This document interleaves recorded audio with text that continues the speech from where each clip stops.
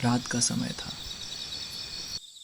राजा विक्रम अपने शयन कक्ष में चैन की निद्रा में सो रहा होता है। तभी उसे एक अजीब सी आवाज सुनाई देती है। वो चौंक जाते हैं और इधर उधर देखने लगते हैं। राजा ने अपने पास एक नकाबपोश को पाया। ये देखकर राजा हैरान रह गया। कौन हो तुम और यहाँ किस लिए आए, बोलो। राजा भी उस नकाबपोश का पीछा करते हुए बाहर जाते हैं।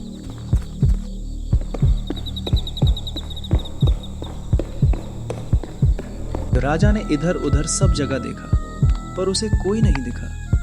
वो नकाबपोश वहां से तेजी से भाग गया था। ये नकाबपोश कौन हो सकता है जो मेरी हत्या करने के इरादे से मेरे कक्ष तक आ गया? ये व्यक्ति मेरा कोई राज्य के बाहर का तो शत्रु नहीं हो सकता, क्योंकि महल की इतनी कड़ी सुरक्षा को तोड़कर मेरे कक्ष तक नहीं आ सकता। जरूर ये कोई मेरा अपना ही है जो मुझे मारकर मेरी संपत्ति हड़पना चाहता है। सुबह होते ही राजा ने महल में एक बैठक बुलाई। महाराज ने सभी दरबारियों को राज दरबार में बुलाया। सभी मंत्रीगण मौन थे और मन में यही सोच रहे थे कि राजा ने हमें इतने जल्दी अचानक राज दरबार में क्यों बुलाया।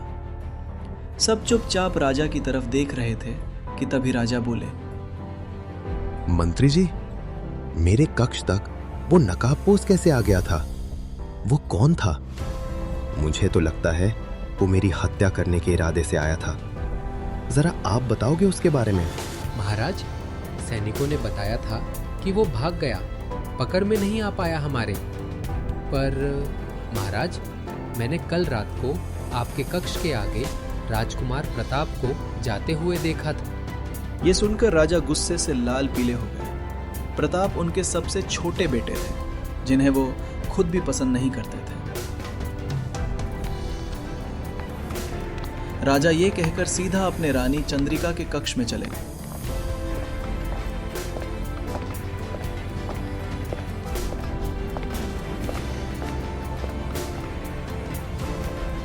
क्या हुआ महाराज?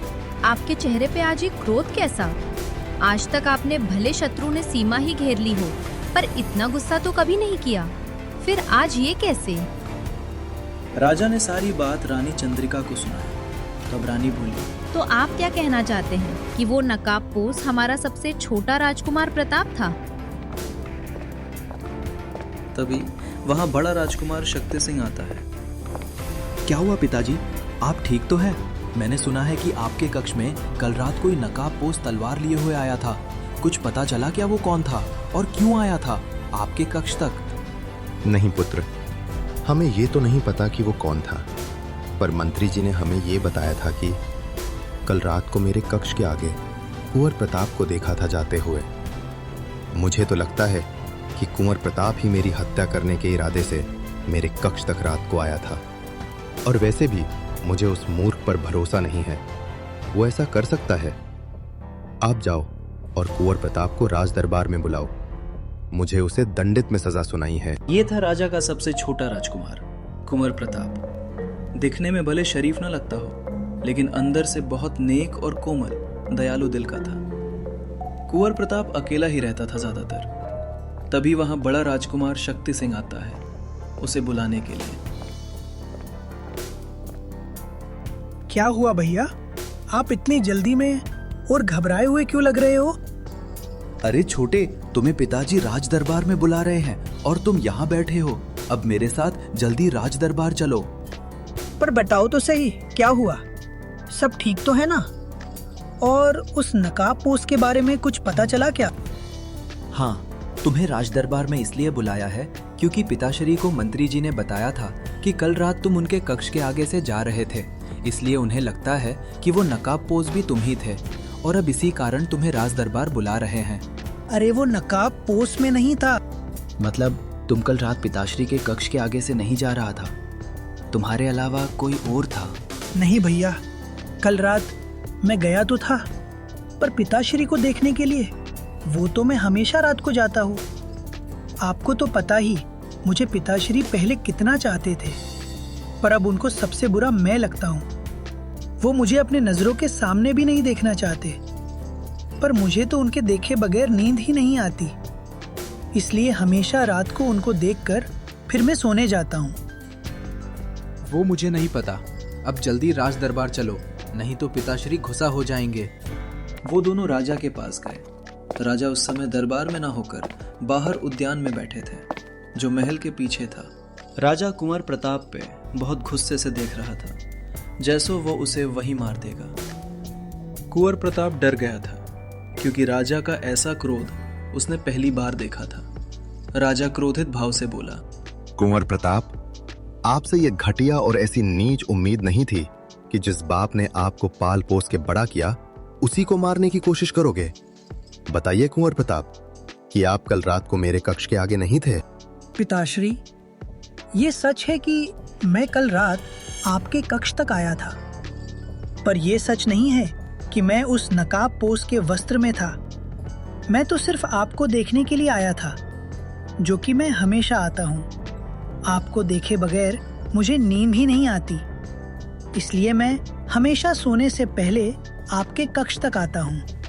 बस करो राजकुमार, क्यों बहाने बना रहे हो? अब आप हमारे घर से विदा लेके सकते हो। आज के बाद आप हमारी आंखों के सामने कभी भी मत आना। अब से सिर्फ आप भले साधारण व्यक्ति के रूप में जीवन व्यतीत करो या भीख मांगो, हमें आपसे कोई मतलब नहीं है। अब जा सकते हो, हमारे राज्य से भी बाहर। राजकुमार उदास मन को लेकर चल दिया राज्य से बाहर। राजकुमार पुराने फटे कटे कपड़े पहन करके दूसरे राज्य के गांव की ओर काम मांगने के लिए गया। थोड़े आगे जाने पर एक चाय की होटल आई। वहां उसने काम मांगने के राजकुमार बोला, दादाजी, क्या यहाँ कोई काम मिलेगा? आप जो देंगे वो सब काम कर लूंगा, बस आप मुझे 2 वक्त का खाना दे देना। पास में बैठे दोनों किसान उसको देखकर आपस में बातचीत करने लगे कि तुम्हें ये हमारे पास के राज्य के राजकुमार प्रताप जैसे नहीं दिख रहे हैं क्या? अरे रे, ये क्या बोल रहे हो? वो भले यहाँ क्यों आएंगे? तुम्हें गलतफहमी हुई। उस बेचारे किसान के पास भी कहाँ काम था, इसलिए वो बोला, माफ करना बेटा, हमारा यही रोजगार है। उस पे मैं और मेरा बेटा दोनों ही आते हैं। इतनी ग्राहकी भी नहीं आती, इसलिए तुम रहोगे तो भी मैं तुम्हें कुछ नहीं दे पाऊंगा। वहां से तो राजकुमार निराश होकर कहीं और काम मांगने के लिए गए। कुंवर प्रताप एक मिठाई वाले दुकान पर काम मांगने गया, पर वहां भी कहाँ काम मिलने वाला था। वहां से भी निराश होकर लौटना पड़ा।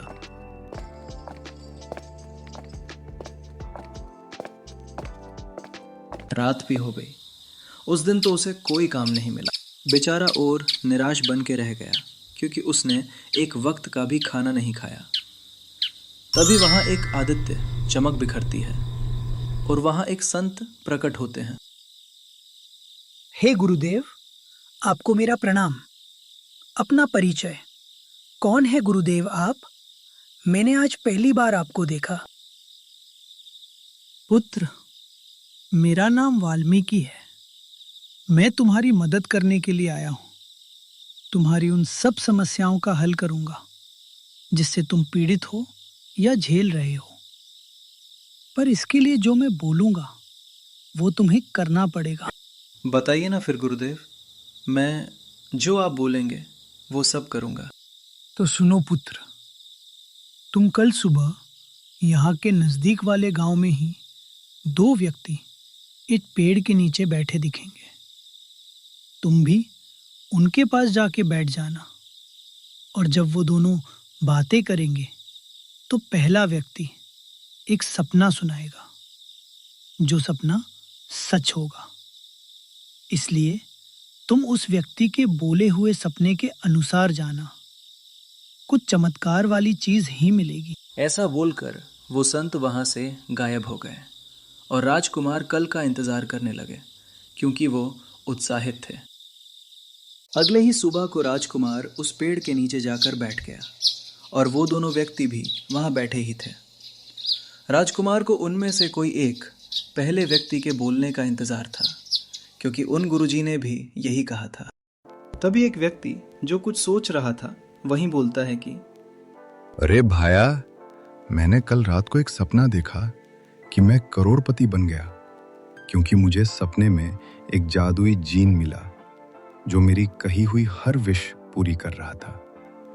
मैंने उसे सपने में हमारे पास वाले खेत में ही पाया। बस राजकुमार को वो बात मिल गई जिसका वो कल रात से इंतजार कर रहा था। अब राजकुमार सीधा उसी नजदीक वाले खेत में जाएगा और उस जीन को ढूंढकर उन गुरुजी को देगा जो उनकी मदद करने के लिए आए थे। राजकुमार वहां से रवाना होकर पास वाले खेतों की ओर जाने लगा, जहां उसे उन जीन या जीराग को ढूंढना था। राजकुमार उस खेत के पास आते ही उसे वो जादुई हर इच्छा पूरा करने वाला उस जीन का वो जीराग मिल जाता है। राजकुमार खुशी से पागल हो जाता है। उसने तो जीन कहानियों में सुना था, लेकिन आज उसने उस हासिल भी कर लिया। राजकुमार पास में बैठकर उसको हाथ लगता है ताकि वो जीन बाहर या आज़ाद हो सके और उसका वो मालिक बन सके। राजकुमार उस जीन को हाथ लगाते ही वो जीन प्रकट हो जाता है। जीन को पहली बार देखकर उसे खुद पर यकीन ही नहीं हो रहा होता है, लेकिन वो सच ही था। तब वे आपस में बोलते हैं कि धन्यवाद मित्र, आप मेरे आका हो। आप जो बोलोगे वो मैं करूंगा, इसलिए बोलिए मेरे आका, आपकी क्या सेवा करूं? राजकुमार कुछ बोलने ही वाला था कि तभी वहीं वो गुरुजी आ गए। राजकुमार को इस जीन तक यही लाए। पुत्र, अब तुम यहाँ ज्यादा बातचीत मत करो। तुम्हें अब तुम्हारे राजमहल जाना चाहिए, क्योंकि वहां तुम्हारे पिता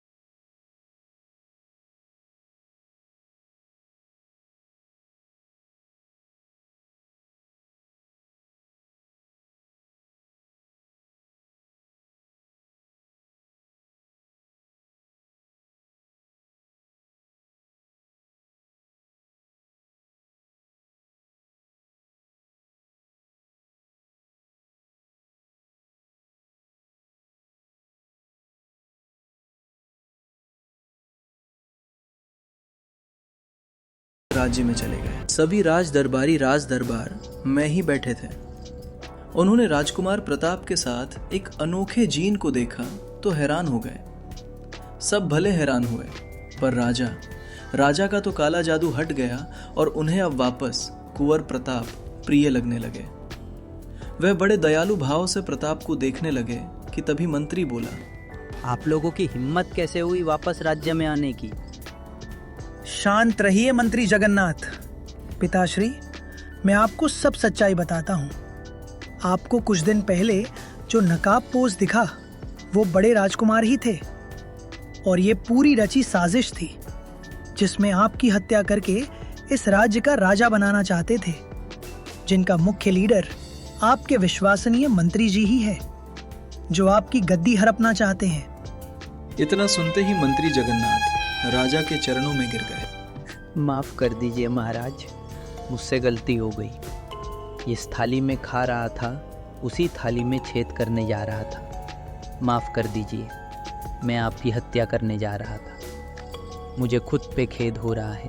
मैंने ही आपके बड़े बेटे को तांत्रिक के पास भेजा और काले जादू का असर आप पर करवाया, जिससे आप अपने छोटे बेटे से नफरत करने लग गए। पर एक ये भी सच है कि आपका बड़ा बेटा शुरुआत से ही कुंवर प्रताप से नफरत करता था। महाराज ने बड़े राजकुमार और मंत्री जगन्नाथ को जेल में बंद करने का आदेश दे दिया और राजकुमार प्रताप को अगला राजा घोषित कर दिया। तो धन्यवाद दोस्तों, जुड़े रहिए अगले कहानी के लिए और कमेंट्स करके बताना कैसी लगी ये कहानी।